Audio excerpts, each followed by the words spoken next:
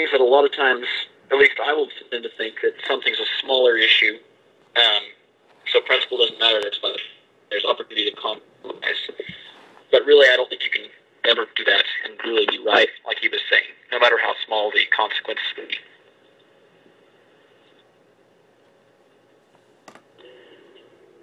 If you know what your convictions are, and that's something that I would encourage you to work on, especially at your age, at a younger age, know what your convictions are, and be able to tell what's a conviction and what's a preference, what's a convenience.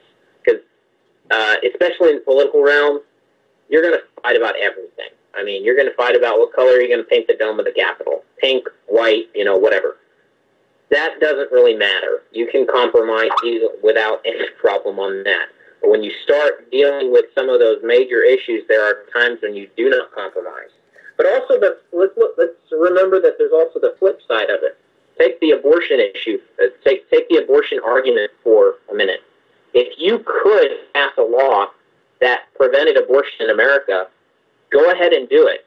But if you already know you can't get that law through, but you can get a first step toward that law through, I think the scripture is clear that you take the step you can. You don't stand back and say, well, if we can't stop it at all, we're not going to try to stop any of them. If it's an all or nothing type mentality, that's what you want to be careful of in the political realm, because very often, kind of like the proverb about getting the camel inside of the tent, if you can get the camel inside the tent, the camel will go into the tent.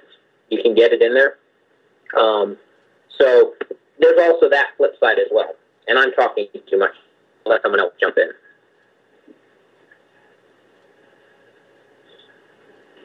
What would be some examples of convictions versus preferences that folks in our day encounter, or even in government? Okay.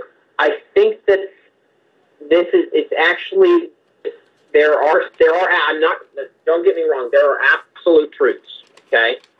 There are certain things that are different for different people. Alcohol would be an interesting one to discuss. What is your stand on that? Do you have a conviction against it? Does it really matter? So in other words, that would be an example of both. For some it's conviction, for some it's just a preference. Yes. So, for instance, the person who comes from an alcoholic family or who has been an alcoholic in the past could come back, and for them it is a definite conviction that they will not partake of alcohol, but for someone else it may not be. It may just be more of a preference. I think be smoking, whereas I personally believe smoking, drinking, or legalized things, they aren't necessarily, and for me they're wrong, but for others they may not be as to the extent I believe. And I'm starting to get in a murky area that I don't agree with. So my apologies.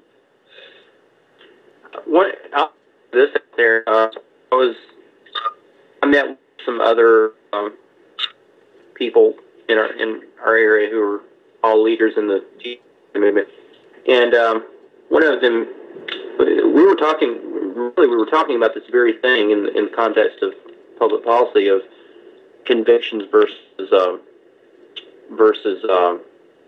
preferences. And one thing that someone said that I thought was really insightful was you never, ever, ever compromise on your principles, but compromising on when and how much, or compromising on the timeline of implementing those principles is not compromising the principles themselves.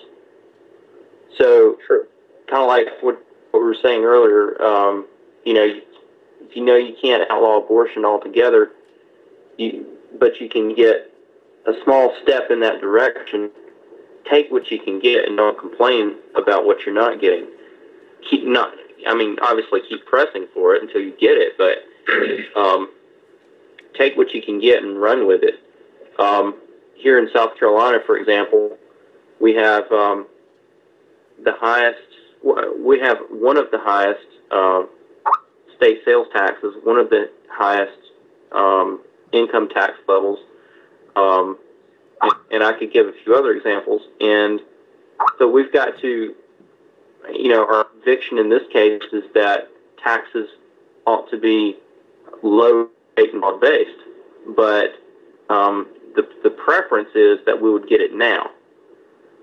So we can compromise on the preference that we would get it all now and make strides towards our ultimate goal.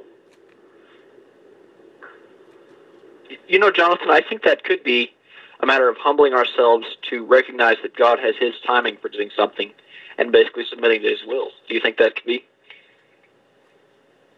Absolutely. I'm sorry, I'm reading through the chat, and Michael Evans brought up the honor code at Liberty University with the no alcohol thing, and the questions are going back and forth. And it's interesting that one of the other things to remember in that scenario is also your integrity. Because if you sign something that says you're not going to do something, even if you think that that action is okay, if you say you're not going to do it, you've now added your integrity into it. And at that point, you have to be, a conviction has to be that you keep your integrity intact. So that's just something I want to throw in there for those of you who are keeping up on the text. Thanks, Drew. Yeah, I just want to come in on that note. What you said brings up a very interesting question, and that would be this. If you give your word that you're going to do something, and then you later on recognize, whether by reading the Bible or by your personal time with God, that whatever you agreed to do is against your conviction, would you or do you go ahead and do it anyway because you have given your word to do it? Say that again? Run through that scenario again, I'm sorry. Okay, what I was saying was this. If you agreed, whether it be, by signing or just, a verbal agreement or promise to do something, and then later on, that whatever it was you agreed to do, whether by reading the Bible or talking to God, whatever, it's now, it's against your conviction to do it now. Like, or earlier you thought it was okay, but then you learned it was wrong to do that. Would you still do it, or do you not do it, now, even though you agreed to do it? Okay. One of the things we talk about at Patriot is when you tell someone that you're going to vote a certain way on a bill, for instance, you say you'll support their bill, to go back and, if you decide to change your mind, to go back and tell that person the other way.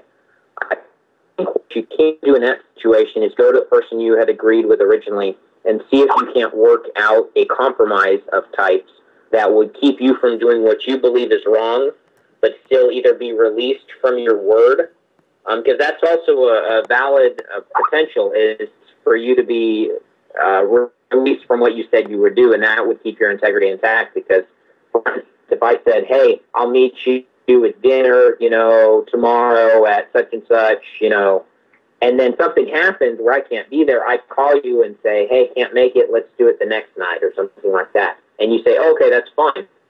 That's where you've worked out a situation, a solution that keeps your integrity intact, but also gets what you needed to done. Now, if it comes to the point where you have something that specifically, biblically says don't, you can't do that, then obviously you ought to obey God rather than man. But you try everything possible before you get to that point. And I really don't think that happens as often as we try to say that. One thing I'll interject on that note, too.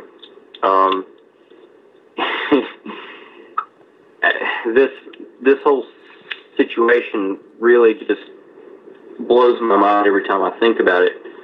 But I want to say it was in the book of Numbers. It was either Numbers or Joshua. children of Israel have begun taking the promised land, and God told them, spare none,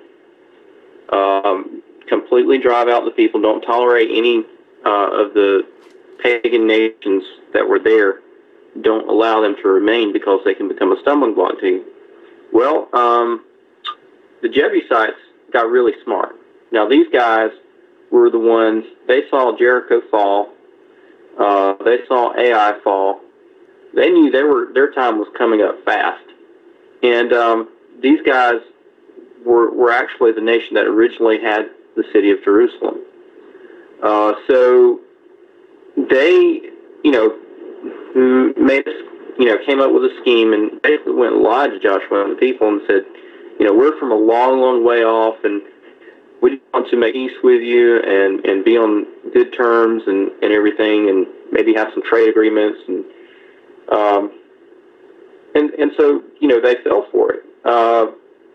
They, for whatever reason, leaned to their own understanding and did not, check with God and make sure, this was okay. But they considered that it was okay because they took what they were being told at face value, and, because they weren't in the land that they were having to clear out, they were okay to enter into this agreement. Well, they come to find out afterwards that they had been lied to, and